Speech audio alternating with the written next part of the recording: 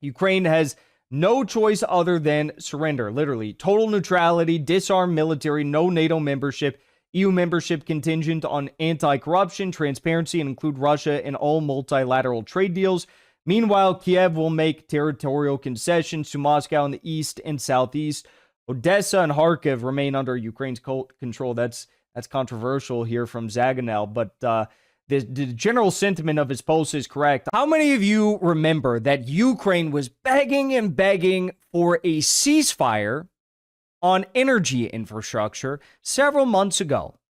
And then the moment that the Russians were like, okay, you want a ceasefire on the energy infrastructure and the shipping, right?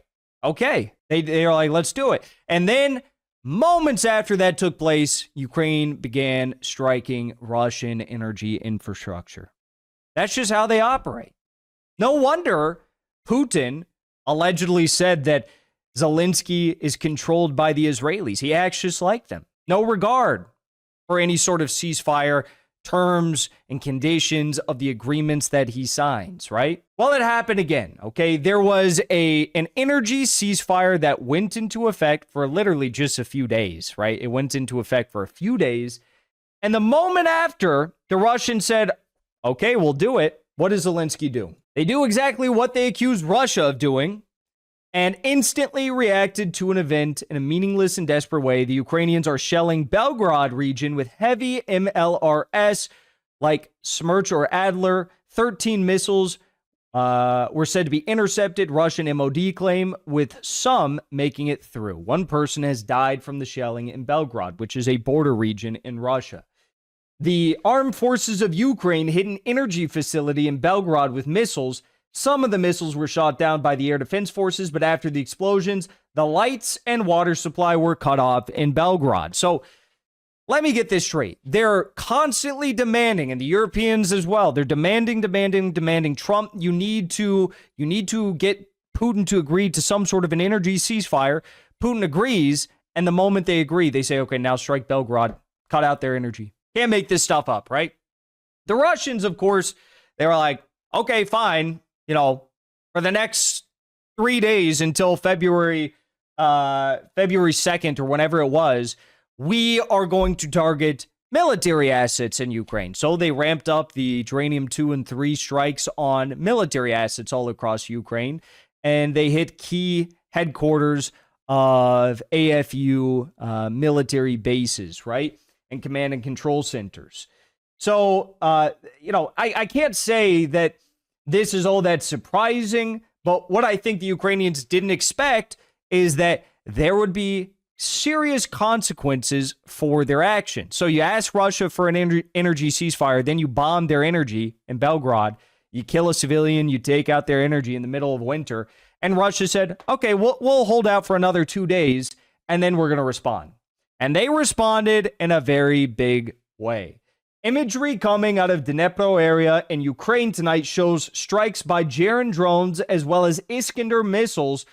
While exact targets were not yet known at the point of this posting, it is allegedly energy infrastructure involved.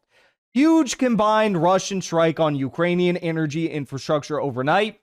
Ukraine has no choice other than surrender. Literally, total neutrality, disarm military, no NATO membership, EU membership contingent on anti-corruption, transparency, and include Russia in all multilateral trade deals. Meanwhile, Kiev will make territorial concessions to Moscow in the east and southeast. Odessa and Kharkiv remain under Ukraine's control. That's controversial here from Zaganel, but the general sentiment of his post is correct. I mean, this is an absolute nightmare for the Ukrainians. And of course, appropriately, or timely, they are now crying about how the Russians are so evil because they're striking the energy infrastructure. Okay, well, your energy ceasefire deal was done as per the terms that Trump helped you negotiate. And even before it was done and it was still in effect, you were bombing the Russian infrastructure. The Russians waited. Okay? Massive strike being launched against Ukraine last night. Up to 30 ballistic missiles were launched against Ukraine during the night. This is the largest number of ballistic missiles launched in a single night, according to the Ukrainians monitoring resources.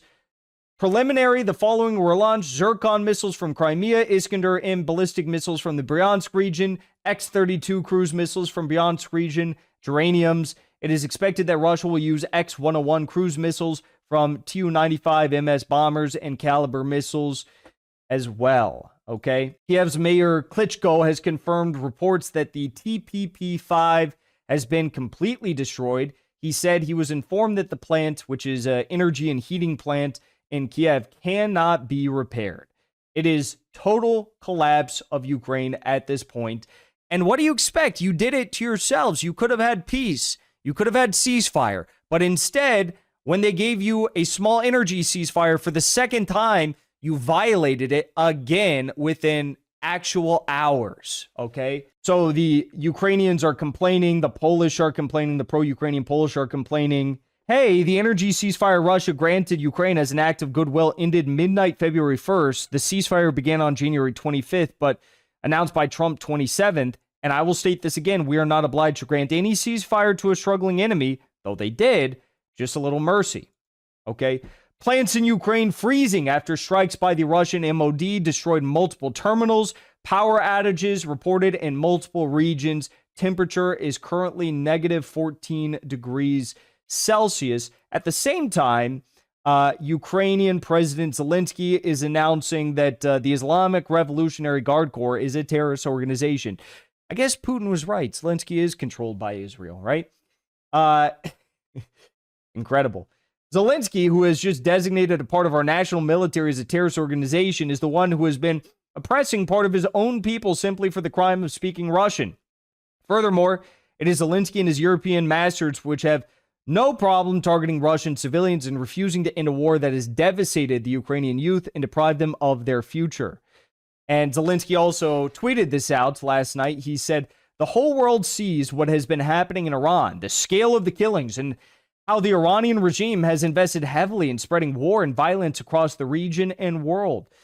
Ukraine will not forget a single one of the thousands of shahheads that have struck our cities and villages, our people. We see that. On the issue of Iran, others in Europe have heard Ukraine, those Europeans who called for greater engagement and a more principled stance, and the Iranians themselves.